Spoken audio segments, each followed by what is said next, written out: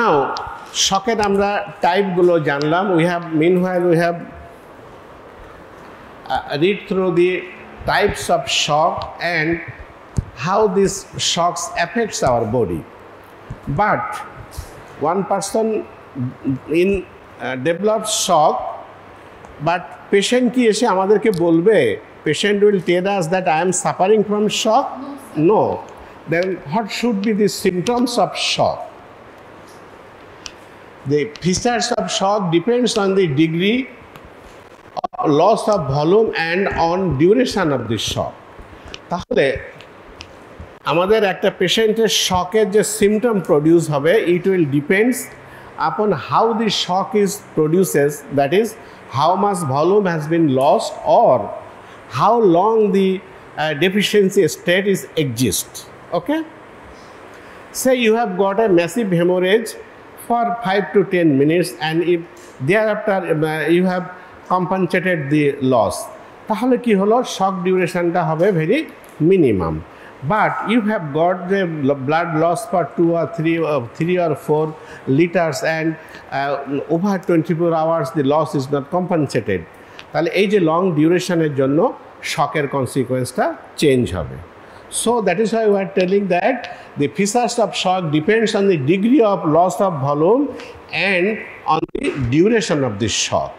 তাহলে কতটুকু ভলিউম একেবারে লস হচ্ছে তার উপরে, at the same time how long time you need to compensate the shortage. হ্যাঁ, তাহলে এই দুটো জিনিসের উপরে নির্ভর করছে আমাদের শকের clinical feature. We are coming later on what are the clinical features, but before that we have to mention 3 things. That shock may be mild, shock may be moderate and shock may be severe. ঠিক আছে, mild, moderate and severe. Now, what is mild shock and what would be the clinical features of mild shock? Here we are trying to mention a picture. একটা red mark একটা বোতল মতো দেওয়া হয়েছে. Red মার্কিংটা হচ্ছে এটা ব্লাড.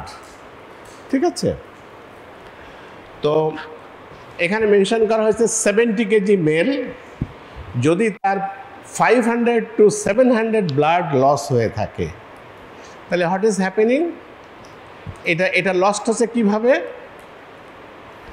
ক্লাসিক্যালি এটা হচ্ছে তোমার হেমোরেজ হচ্ছে, কোনো জায়গায় একটা হেমোরেজ হয়েছে, সেই হেমোরেজ থেকে তার যদি 5 থেকে 700 ml ব্লাড যদি লস হয়ে থাকে, তাহলে এটাকে আমরা বলছি মাইল্ড শক অথবা তোমার ক্লাস 1 শক. বিভিন্ন বইতে বিভিন্নভাবে in different books and in different places different authors mention in different ways. Okay, commonly আমরা অ্যাভারেজ একটা মানে টার্মগুলো আমরা জানবো. তো সো এখানে যদি one person has got adult person of 70 kg body weight, if he loses 500 to 700 blood, then we will call it class 1 shock or mild shock. And how it may happen? It may happen due to hemorrhage. আচ্ছা, তাহলে total বডির থেকে এটা কতটুকু loss হচ্ছে? 10 to 15% blood ভলিউমটা loss হচ্ছে. আর অ্যামাউন্টে আমরা বলছি 500 to 700 ml. আর যে টোটাল বডির ব্লাড ভলিউমের পার্সেন্টেজ হিসাব করো তাহলে 10 to 15%. তাহলে কনফিউশনটা যেন থাকে না, হ্যাঁ, যে why sir is mentioning percentage, আবার why sir is mentioning ml. ঠিক আছে, তাহলে আমরা টোটালি যদি একটা 70 কেজি ওয়েটেড পার্সনের থেকে যদি হেমোরেজের কারণে 500 to 700 ml blood loss হয়, that is 10 to 15% of his blood volume become lost, then the shock is called mild shock or type 1 shock. And what will happen? তার আগে একটা জিনিস আমরা বলে রাখি যে such type of shock become well tolerated and usually there is no chance of fall of blood pressure. But এখানে আমরা ক্লিনিক্যাল ফিচারটা কি পাবো? Collapse of the subcutaneous veins of the extremities, specially the feet, which become pale and cool. তাহলে এই mild শক যদি কোনো পেশেন্টের হয়ে থাকে তার সিমটমটা তুমি কি পাবে? Usually clots of the subcutaneous veins of the extremities, especially feet, which become pale and cool. And in such situation, if you examine the foot of that patient, then you will be you may found that there will be clots of the peripheral veins and the feet feels cool and looks pale. In case of any black person, is it possible to find whether it is pale or anything? No. But it is at standardized করে বলা হয়েছে that it looks pale and cool to on touch. আচ্ছা, তারপর আসছে কি? Sweat on forehead, hand and feet. তাহলে পেশা আর কি দেখতে পাবো আমরা? যে কপালে সোয়েটিং হচ্ছে, হাতে এবং পায়ে সোয়েটিং হচ্ছে। আর কি পাওয়া যাবে? Urine output normal. এখানে ইউরিন আউটপুটটা কিন্তু হাম্পার হবে না। Clear? Urine output remains normal, blood pressure is normal, and patient feels thirsty and cold. Patient will complain korbe je I demand more water, I feel increased thirst and I feel cold, শীত লাগছে। Fan চলছে, সে হয়তো তোমাকে বলবে যে please of this switch, হ্যাঁ ফ্যানটা বন্ধ করো। তাহলে এটা গেল features of mild shock. Now, moderate shock. Again, you look to the picture of that person. সেখানে আমরা কি বলছি? 70 কেজি মেল পারসন থাকছে, বাট এখানে যদি 750 to 1500 ml ব্লাড লস হয়ে থাকে, 750 থেকে 1500 ml ব্লাড যদি লস হয়ে থাকে, then we are calling it moderate shock or class 2 shock. এবং 750 to 1500 ml blood loss means the total volume থেকে 20 to 30% loss হচ্ছে। In that situation ফিচার কি থাকবে? মাইল্ড শকে যেটা আমরা পেয়েছি, আগে প্রথমে যে শকে যেটা আমরা বললাম, মাইল্ড শকে যে সিমটমটা এসছে সেটা তো থাকবেই। তার সাথে কি যে এডিশনাল কি থাকবে?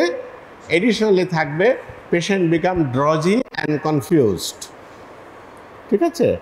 মাইল্ড শকে আমরা যা যা সিমটম পেয়েছি সেটার সাথে আমরা এডিশনাল পাবো পেশেন্ট বিকাম ড্রজি অ্যান্ড কনফিউজড।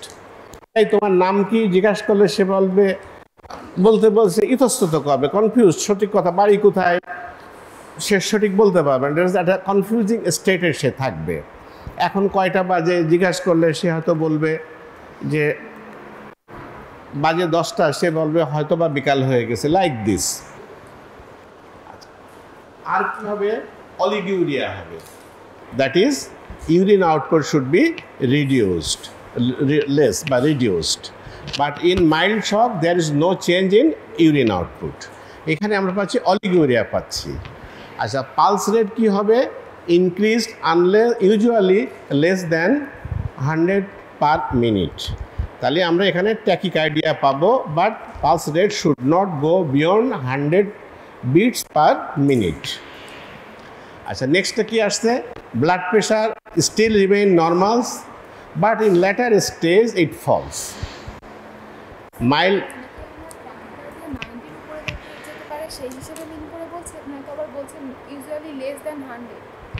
কোনটা? পালসটা 100, it may 95, it may 98, but usually 100 exceed করে না। নর্মাল হার্ট রেট তো কত? 72। তাহলে এখানে 72 টু তুমি বিলো 100 পর্যন্ত তোমার এটা রেঞ্জটা যাবে। ঠিক আছে, সেই হিসাবে তুমি ট্যাকিকার্ডিয়া বলতে পারো যখন হয় না হার্টবিট রিমেন্স ওভার 100।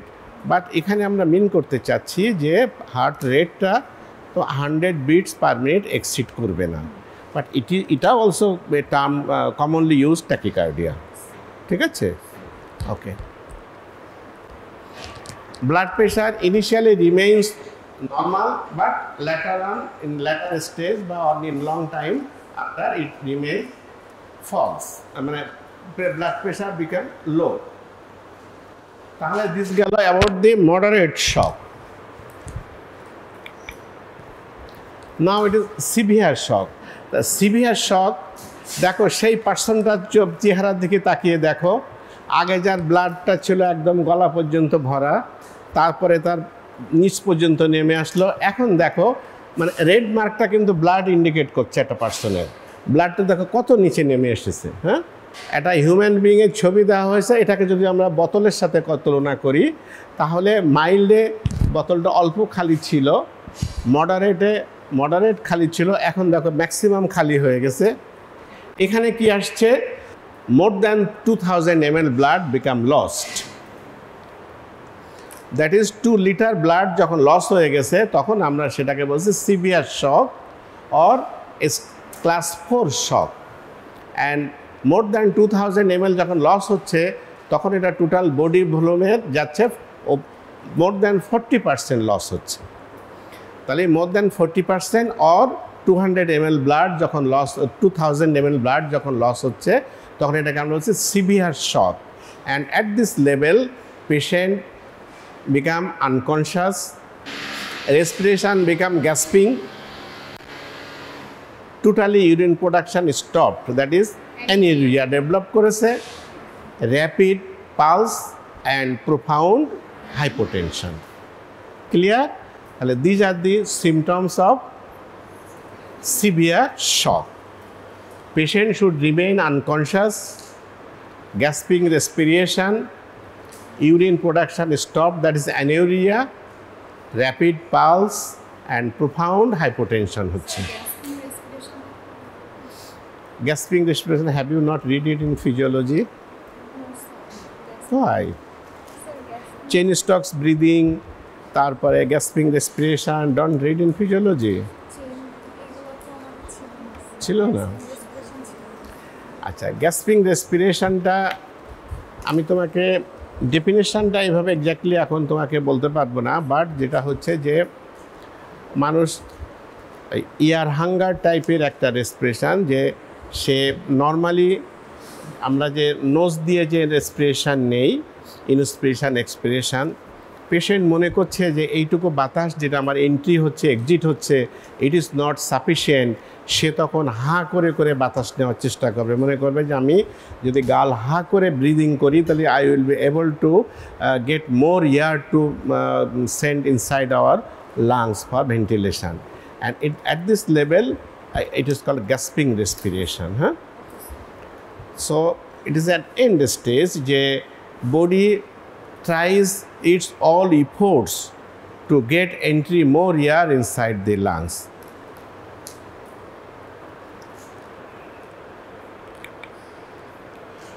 আচ্ছা, এখন আমরা আজকে এখানে শেষ করছি, তো থ্যাংক ইউ।